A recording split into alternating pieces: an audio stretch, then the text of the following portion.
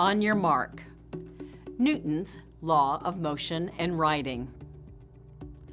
Newton's first law of motion states that an object at rest stays at rest, and an object in motion stays in motion, unless something applies force to them. It's just as applicable to writing as it is to physics. In the first place, it requires great force, willpower, motivation, time, and energy to begin writing when you are not writing already. In the second place, other forces will be acting upon you and slowing you down once you start. Family, career, responsibilities, and basic needs will do the same thing to you that friction and gravity do to a moving car. But in the third place, and here's the good news, it feels easier and easier to finish parts of a project if you've been finishing them at a certain consistent rate. You have to burn a fair amount of gasoline to get a car from 0 up to 70 miles per hour. It takes a great deal of force to push something that heavy from 0 momentum to full momentum. And sure, you'll need to keep giving the engine gas to stay at that speed. Plus, of course, you'll have to brake and steer properly. But if you're able to do your accelerating all at once, and then do 70 mph the rest of the way there, you'll get there in less time and with the least fuel burned. It might require your constant attention, but driving forward ultimately feels less like hard work and more like a habit of awareness. Again, it's the same with writing. But let's forget cars and highways for a moment. You don't have to go at the speed of a souped-up Corvette, so let's not imply that. Think back to the old fable of the tortoise and the hare. Not only should you not think like the hare, who in his arrogance puts off starting to race, but you, and all of us, should learn something from the tortoise. It took him all day to reach the finish line, sure, but he had momentum. He kept going at a consistent rate, and he got where he wanted to go, didn't he? When I tell you to write, write, write, I do not mean to hurry you. I mean that you should be consistent in your work habits and persistent in your spirit. I mean that it doesn't matter what you write, but it matters that you write. I mean that through the long night of drafting, you dance with every worthy thought like so many masked suitors at a black and white ball. As Anne Lamott put in her fabulous book, Bird by Bird, Some Instructions on Writing in Life, don't look at your feet to see if you are doing it right. Just dance. It doesn't matter what you write. It matters that you write.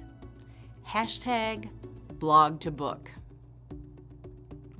Here are some basic ideas for creating momentum in your writing. Start with the easy stuff first. Don't start with chapter 1. Don't start with the first sentence of your blog. Just start, even if it's in the middle, or you don't know where. If you have a vision for some part of your book or blog, start there. When writing a book, the hardest chapters to write are almost invariably the first and the last chapters. Why is this? Because the first chapter sets the stage for the entire book, and the last chapter summarizes all that you've said before, issuing a call to action. Until you've developed all the pieces in the middle, you won't have a clear idea about the basics of your book, much less how to summarize and wrap the book up. So go ahead, start in the middle. Similarly, when writing blog posts, don't fret over your powerful and attention-grabbing beginning sentence. Just start.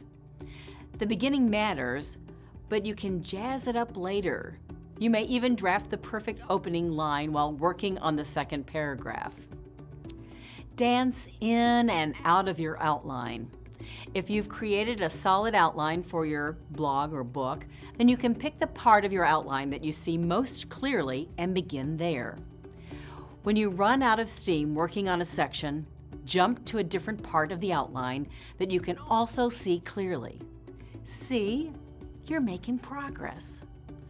And that progress gives you a hit of the natural, feel-good brain chemical dopamine, which rewards you and rallies you to write something more.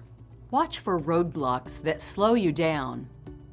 Can't find the right word? Draw a line or mark that in red and move on. Can't recall that great statistic you read that you want to include in this chapter? Mark a spot to come back, then move on. When you're writing, write. Save research and editing for another time. They are distractions from your writing and they get in the way of your momentum. Keep going even when you think it's crap. I can clearly recall times when I've been writing and the bitch, the negative voice we all know, kept saying to me, "This is crap. This is crap." Thank goodness I ignored that voice and kept on writing. When I came back to my writing, it was not crap. Yes, it needed to be edited, but then everything I write needs to be edited. Keep a word count tally. There is something enormously gratifying about seeing the word count add up for your blog or book. Each day you write, tally the total number of words you were able to add to your project. As you see the word count growing, you'll get a bit more dopamine and feel that much more inspired to continue the journey. By focusing on creating momentum, you'll find that the journey isn't quite so arduous and that you are, in fact, making swift progress toward your goal before long. Activity. Pick one of the strategies listed above to help you create momentum in your current writing project.